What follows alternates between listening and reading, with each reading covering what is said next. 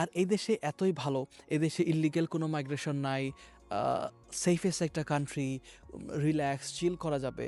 এখানে অনেক মসজিদও আছে প্রাগ শহরে, আমি বর্তমানে প্রাগে অবস্থান করতেছি, এখানে মসজিদও রয়েছে, হালাল খাবারও পাওয়া যায়।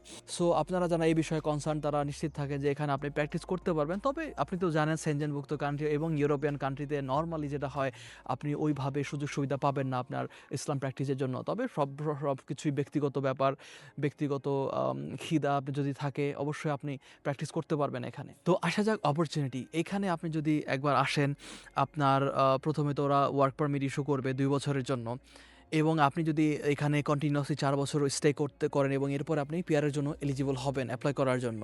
তো আমি বলবো আপনি যদি চিন্তা করে থাকে 2026-এ কোথাও আসবেন, লিগ্যালি স্টে করবেন, আমি বলবো চেক রিপাবলিক আপনার জন্য বেস্ট হবে, কারণ এটা সেনজেনভুক্ত দেশ, এখানে অনেক সম্ভাবনা আছে।